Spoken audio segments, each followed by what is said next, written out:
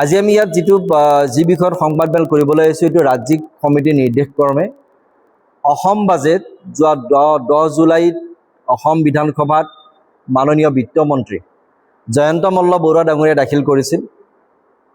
এই বাজেটখন সম্পৰ্কে আমি বিভিন্ন কথা জিলাই জিলাই পাতিম। আমি বিশেষকৈ জিলাই সংবাদমেল সম্বোধন কৰিবৰ কাৰণে পাৰ্টি এটা নিৰ্দেশনা দিছে আৰু সেইকাৰণে আজি আমি বাক্সা জিলালৈকে আহিছোঁ আৰু আপোনালোকৰ লগত আমি কথা কেইটামান শ্বেয়াৰ কৰিম।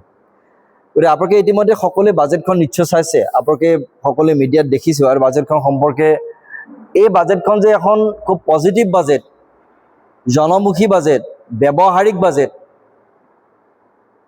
আৰু বাস্তৱসন্মত বাজেট, এইলৈ ইতিমধ্যে অসমৰ জনতাৰ মাজত, সাধাৰণ মানুহৰ মাজত এটা আলোচনা হৈছে বা অসমৰ মিডিয়াতে আলোচনা কৰিছে। এই বাজেটখন হৈছে 2026-27 যিখন বাজেট, এই বাজেটখন অহা 5টা বছৰৰ কাৰণে এটা ৰোডমেপ। অসমক অহা 5টা বছৰ কিদৰে বিকাশমুখী যাত্ৰাত আগুৱাই নিব পৰা যাব, এই বাজেটখন হৈছে এটা ৰোডমেপ। মই বাজেটখনলৈকে যোৱাৰ পূৰ্বে মই দুটামান কথা আপোনালোকক ক'ব বিচাৰিছোঁ।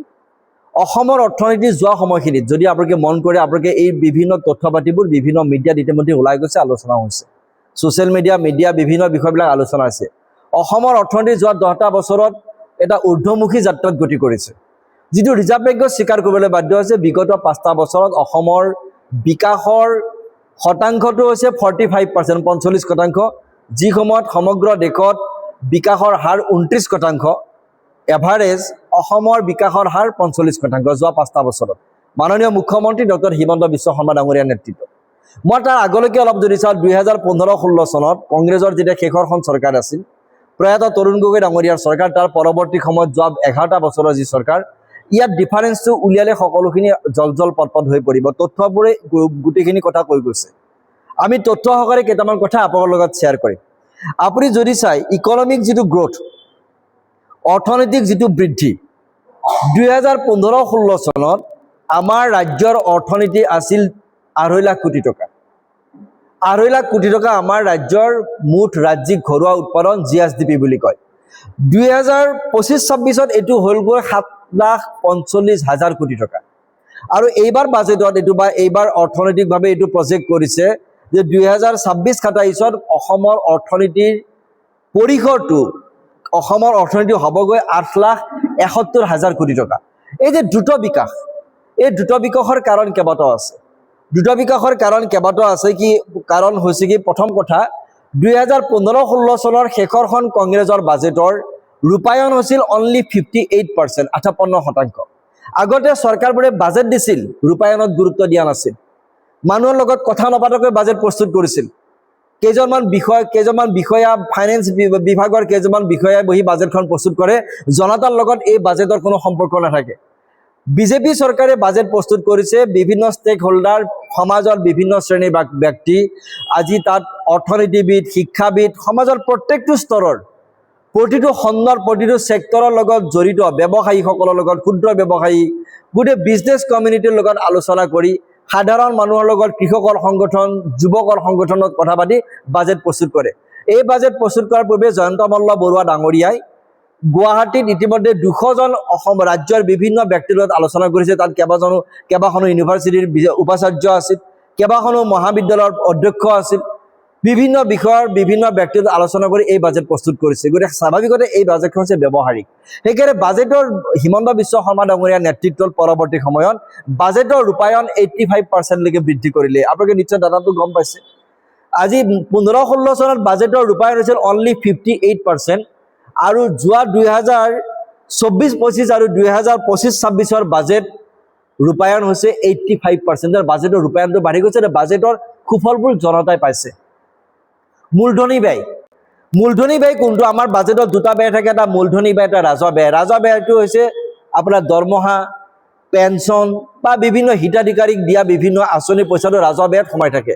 মূলধনী ব্যয় হৈছে ৰাস্তা ঘাট উন্নয়ন, মেডিকেল কলেজ নিৰ্মাণ, শিক্ষানুষ্ঠান নিৰ্মাণ বা বিভিন্ন আন্তঃগাঁথনি বুলি আমি যিবিলাক কওঁ, ৰাজ্যখনৰ উন্নয়নৰ কাৰণে যিবিলাক প্ৰয়োজন, এইটো হৈছে মূলধনী ব্যয়। মূলধনী ব্যয়টো ক্ৰমান্বয়ে বৃদ্ধি কৰিছে। মুখ্যমন্ত্ৰী ডক্টৰ হিমন্ত বিশ্ব শৰ্মা ডাঙৰীয়াৰ চিন্তা হৈছে, বাজেটত যদি আমি মূলধনী ব্যয় বৃদ্ধি কৰিব নোৱাৰোঁ, ৰাজ্যখনৰ সামগ্ৰিক উন্নয়ন নহয়।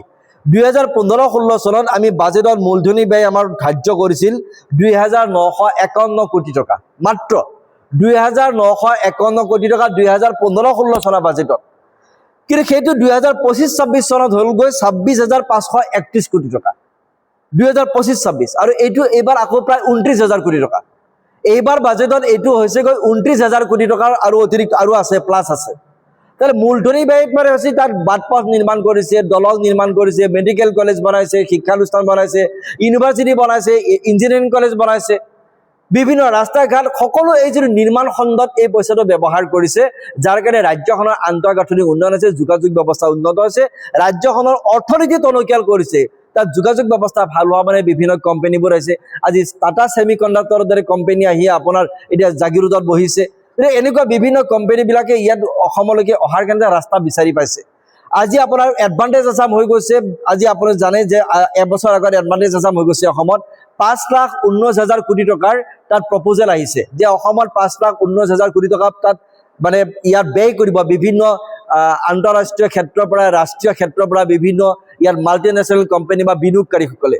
আপোনালোকে শুনি ভাল পাব, 3 লাখ এতিয়া প্ৰায় কিমান 3 লাখ কোটি টকাতকৈ ওপৰত, 3 লাখ কোটি টকাতকৈ ওপৰত এতিয়া ইয়াত প্ৰায় 3,10,000 কোটি টকাৰ এতিয়া ইনভেষ্টমেণ্ট অসমত বিনিয়োগ কৰিবৰ কাৰণে এতিয়া প্ৰক্ৰিয়া আৰম্ভ হৈছে। মেদান্ত হস্পিটেলৰ কাম আৰম্ভ হ'ব গুৱাহাটীত, এতিয়া কাম আৰম্ভ হৈছে। এনেকুৱা ইনিচিয়েল কামবিলাক আৰম্ভ কৰিছে।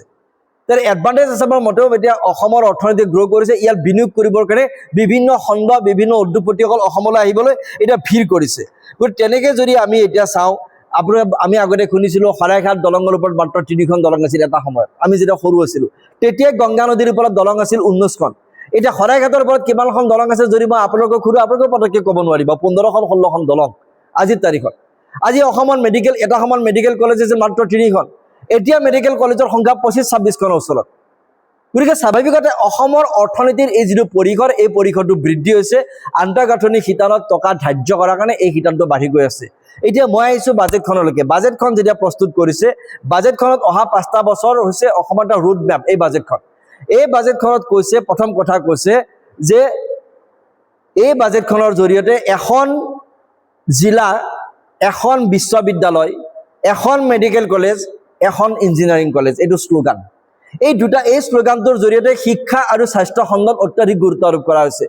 এখন জিলাত এখন ইউনিভাৰ্চিটি থাকিব। এতিয়া এখন জিলাত এখন মেডিকেল কলেজ নিৰ্মাণ কৰা হ'ব, যিবোৰত এতিয়াও হোৱা নাই, আৰু এখন জিলাত এখন ইঞ্জিনিয়াৰিং কলেজ থাকিব।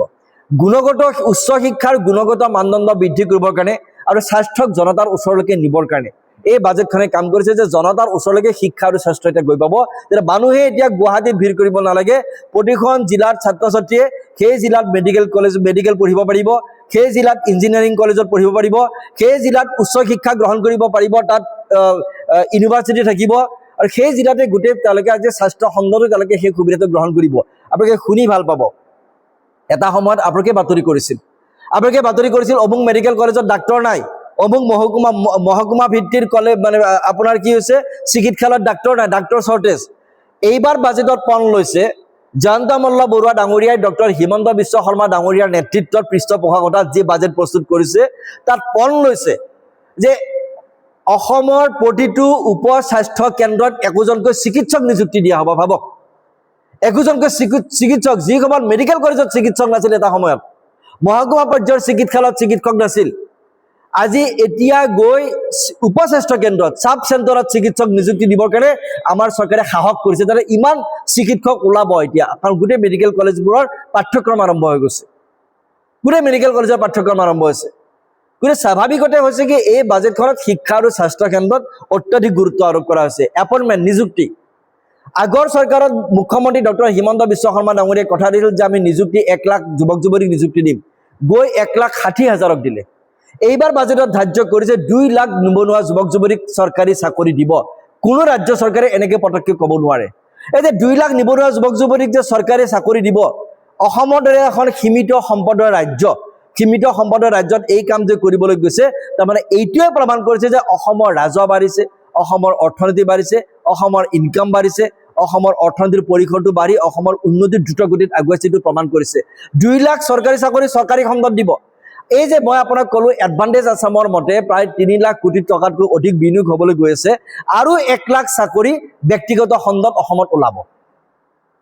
এইটো সম্ভৱ হৈছে একমাত্ৰ ডক্টৰ হিমন্ত বিশ্ব শৰ্মা ডাঙৰীয়াৰ দূৰদৃষ্টি নীতি, মাননীয় প্ৰধানমন্ত্ৰী নৰেন্দ্ৰ মোদী ডাঙৰীয়াৰ অসমৰ প্ৰতি থকা মৰম ভালপোৱা, অসমৰ প্ৰতি থকা পৃষ্ঠপোষকতা, অসমক যিমান পাৰি তেখেতে দিবৰ কাৰণে চেষ্টা কৰাৰ আজি প্ৰতিফল আমি আজি এক সুন্দৰ এটা মানে ইতিবাচক প্ৰতিফল আমি পাবলৈ আজি গৈছোঁ। আজি সেইটোৱে অকল নহয়, আজি আপুনি পাৱাৰ ছেক্টৰত, বিদ্যুৎ বিভাগত, শক্তি খণ্ডত এতিয়া অসমৰ পিক টাইমত অসমৰ বিদ্যুৎ উৎপাদন হৈছে মাত্ৰ 500 মেগাৱাট, 400 পৰা 500 মেগাৱাট। এইবাৰ বাজেটত গুৰুত্ব আৰোপ কৰা হৈছে অসমত অহা 5 বছৰৰ ভিতৰত 8,457 মেগাৱাট, 8,457 মেগাৱাট বিদ্যুৎ উৎপাদন কৰিবৰ কাৰণে 77,353 কোটি টকা, 77,353 কোটি টকা বিনিয়োগ কৰিব। মই সংখ্যাকেইটা কৈ দিছোঁ একেনে। ক'ত আমি 500 মেগাৱাট আজি তাৰিখত পিক টাইমত আমি বিদ্যুৎ পাওঁ, যাৰ ফলত বহুতৰ কাৰেণ্ট যায়, আমি গালি পাৰোঁ কাৰেণ্ট গ'লে বহুতে, কিন্তু সেই বিষয়টো ফিল আপ কৰিবৰ কাৰণে সৌৰ শক্তিত আৰু আপোনাৰ আছে জলবিদ্যুৎ, সৰু সৰু জলবিদ্যুৎ প্ৰকল্পবিলাক এতিয়া আৰম্ভ কৰিব আৰু সৌৰ শক্তি উৎপাদন কৰিবৰ কাৰণে জেনেৰেট কৰিবৰ কাৰণে বিভিন্ন ঠাইত ইতিমধ্যে লৈছে, বিভিন্ন বিনিয়োগকাৰীসকল উৎসাহিত আছে। যদি অসমত বিদ্যুৎ উৎপাদন এভেইলেবল নহয় তেতিয়া অসমত কোনে উদ্যোগ স্থাপন কৰিবৰ কাৰণে আহিব কওকচোন? উদ্যোগ স্থাপন কৰিবৰ কাৰণে বিদ্যুৎ লাগিব আৰু সেই বিদ্যুৎ উৎপাদন কৰিবৰ কাৰণে চৰকাৰখনে ইতিমধ্যে পৰিকল্পনা কৰিছে, বাজেটত ধাৰ্য কৰিছে 77,353 কোটি টকা আৰু 8,457 কোটি টকা এই 8,457 মেগাৱাট বিদ্যুৎ উৎপাদন কৰিবৰ কাৰণে প্ৰস্তাৱ ৰাখিছে। ইৰিগেশ্যন জলসিঞ্চন ক্ষেত্ৰখনত 3,000 পৰা 4,000 কোটি টকা ব্যয় কৰিবৰ কাৰণে সিদ্ধান্ত লৈছে, যাতে প্ৰতিখন পথাৰত আমি জলসিঞ্চনৰ জৰিয়তে আমি 2-3টা খেতি কৰিব পৰা পৰ্যায়লৈকে আমি যাব পাৰোঁ, তাৰ কাৰণে ইতিমধ্যে বাজেটে প্ৰস্তাৱ ৰাখিছে। আজি মই স্বাস্থ্য খণ্ডত আৰু এটা কথা ক'বলৈ পাহৰি গ'লোঁ। স্বাস্থ্য ক্ষেত্ৰত আৰু এটা আছিল কি, আপোনাৰ সমষ্টি ভিত্তিক 50খন বিচনাযুক্ত FRU প্ৰতিষ্ঠা কৰিবৰ কাৰণে ইতিমধ্যে কাম কৰিবৰ কাৰণে প্ৰস্তাৱ ৰাখিছে। আৰু আপোনাৰ হৈছে প্ৰটন থেৰাপি। প্ৰটন থেৰাপিটো হৈছে কেঞ্চাৰ ৰোগৰ আটাইটা চিকিৎসা পদ্ধতি। ভাৰতবৰ্ষৰ কোনো চৰকাৰী চিকিৎসা মহাবিদ্যালয়ত ব্যৱস্থা নাই। গুৱাহাটী চিকিৎসা মহাবিদ্যালয়ত 500 কোটি টকা খৰচ কৰি এতিয়া প্ৰটন থেৰাপি, যাতে আমাৰ কোনো কৰ্কট ৰোগী বাহিৰলৈকে যাব নালাগে, ইয়াতে যদি তেওঁলোকৰ চিকিৎসা কৰিব পৰা যায়। ইয়াত আৰু এটা প্ৰস্তাৱ আছে, আজি আপোনাৰ হৈছে কি, আপোনাৰ এইটো কি হৈছে বসুন্ধৰা 4.0 এইটোৰ জৰিয়তে মটক, মৰাণ, কোচ ৰাজবংশী, আহোম সকলো খিলঞ্জীয়া জনগোষ্ঠীয়ে যাতে ভূমিৰ পট্টা পায়, ভূমিৰ অধিকাৰ পায়, তাৰ কাৰণে ইতিমধ্যে ব্যৱস্থা গ্ৰহণ কৰিছে। চহৰ অঞ্চলত মাটি জৰীপ কৰিবৰ কাৰণে সিদ্ধান্ত লৈছে আৰু ইতিমধ্যে প্ৰায় 3,56,000 পৰিয়ালক 4,53,00,000 বিঘা ভূমি ইতিমধ্যে মাটিৰ আবণ্টন দিয়া হৈছে আৰু বাকী সকলো খিলঞ্জীয়া জনগোষ্ঠীয়ে যাতে মাটিৰ অধিকাৰ, ভূমি অধিকাৰ পাব পাৰে, সকলোৱে যাতে সেই অধিকাৰটো ভোগ কৰিব পাৰে, তাৰ কাৰণে ইতিমধ্যে বাজেটত প্ৰস্তাৱ ৰখা হৈছে। গতিকে আৰু এটা মূল কথা আছে, মাছ, কণী, গাখীৰ, মাংস। মাছ, কণী, গাখীৰ, মাংসত আমাৰ স্থানীয় যুৱক যুৱতীসকলক উৎসাহিত কৰা হৈছে, তেওঁলোকক উৎপাদন কামত তেওঁলোকক নিয়োজিত কৰিবৰ কাৰণে আৰু অতি শীঘ্ৰে অসমক স্বাৱলম্বী কৰিবৰ কাৰণে, এখন আত্মনিৰ্ভৰ অসম কৰিবৰ কাৰণে, এখন আত্মনিৰ্ভৰ অসমৰ কাৰণে যাতে মাছ, কণী, গাখীৰ বাহিৰৰ পৰা আহিব নালাগে, মাংস যাতে আহিব নালাগে, ইতিমধ্যে সেই পৰিৱেশ অসমত ৰচনা কৰা হৈছে। মুখ্যমন্ত্ৰী ডক্টৰ হিমন্ত বিশ্ব শৰ্মা ডাঙৰীয়াই ইতিমধ্যে যিখিনি ঋণ লৈছে, কোনখন চৰকাৰে ঋণ লোৱা নাই? আজি আমাতকৈ বেছি ঋণ লৈছে তামিলনাডু। তামিলনাডু কিমান উন্নত ৰাজ্য। আমাতকৈ বেছি ঋণ লৈছে কৰ্ণাটক, আমাতকৈ বেছিকৈ ঋণ লৈছে পশ্চিমবংগ। পশ্চিমবংগৰ চৰকাৰ সৌসিদিনা সলনিয়ে হৈছে, ইমান দিনটো তৃণমূল কংগ্ৰেছ আছে। তামিলনাডু 8 লাখ কোটি টকাৰ ওপৰত ঋণ।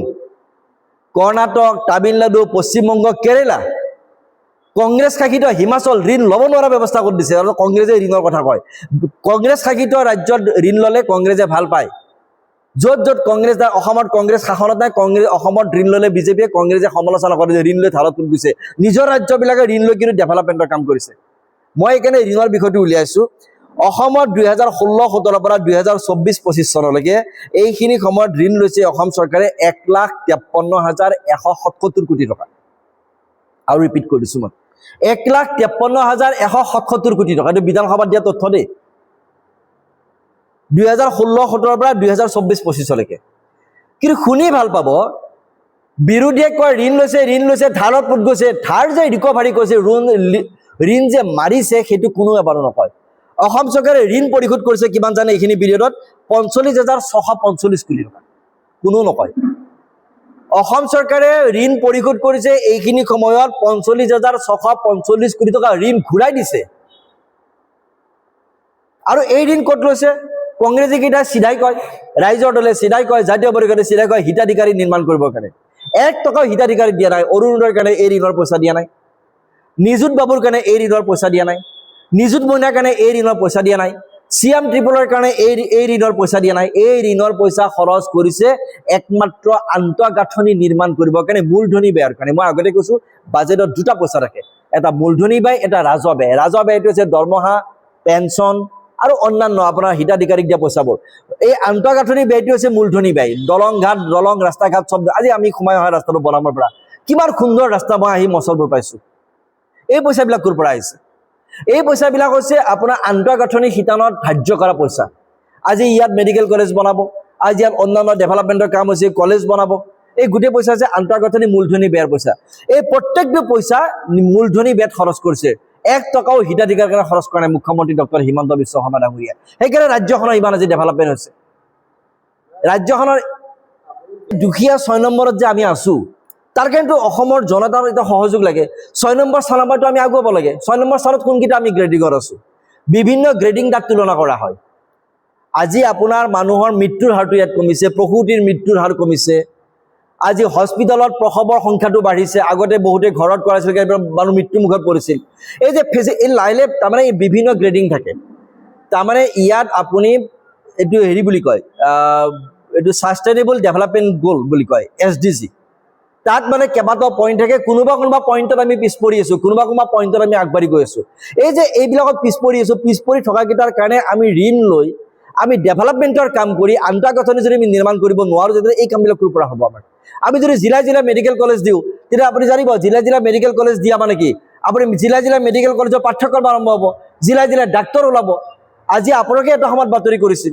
মই কথাটো কৈছো যে অমুক মেডিকেল কলেজত ডাক্তৰ নাই অমুক চিকিৎসালয়ত ডাক্তৰ নাই কৰিছিল না কওকচোন অসমৰ মিডিয়াই কৰিছিল এতিয়া আপুনি চাব যোৱা কেদিমানৰ পৰা লাহিলে ডাক্তৰ নাই বুলি নিউজটো লাহিলে কমি আহিছে কাৰণ ডাক্তৰ এটা নলবাৰী মেডিকেল কলেজ অহা বছৰ ডাক্তৰ ওলাব নলবাৰী মেডিকেল কলেজত অহা বছৰ চিকিৎসকৰ এটা টিম ওলাই যাব যোৰহাট মেডিকেল কলেজ ওলাব আৰু 3 বছৰ পিছত দেখিব অসমত গড়ে 2000 ডাক্তৰ ওলাব প্ৰতি বছৰ এটা ডাক্তৰ শৰ্টেজ বুলি কোনো বাতৰি নোলাব বৰং এভেইলেবল হ'ব ডাক্তৰ অসমৰ ডাক্তৰ এটা বাহিৰত গুচি যাব ইমান ডাক্তৰ এভেইলেবল হ'ব এই পৰিৱেশটো কি হৈছে এই যে ঋণ লৈ আমি মেডিকেল কলেজবিলাক বনালো মেডিকেল কলেজ বনাই তাত মানুহৰ চিকিৎসাৰ ব্যৱস্থা কৰিছো তাত বিভিন্ন মেচিন আনিছে ডাক্তৰ এতিয়াও কৰবাত নাই এতিয়াও ওলাই আছে কৰবাত লখিমপুৰ মেডিকেল কলেজত ডাক্তৰ শৰ্টেজ হ'ব ক'ৰ পৰা ডাক্তৰ আহিব এই কামটো যদি 20 বছৰ আগত কৰিলেহেঁতেন মেডিকেল কলেজবিলাক আজি ডাক্তৰ চাৰপিনে উভননি হৈ গ'লেহেঁতেন এতিয়া সেই ডাক্তৰবিলাক ওলাব ধৰিছে তাৰমানে অহা 3টা বছৰ পিছত অসমৰ কোনো মিডিয়াই লিখিবলৈ এটা বাতৰি নাপাব যে অসমত অমুক চিকিৎসালয়ত ডাক্তৰ নাই সেইকাৰণে বাজেটত ক'বলৈ সাহস কৰিছে যে আমি সাব চেণ্টাৰ পৰ্যায়ত চিকিৎসক নিযুক্তি দিম ভাবক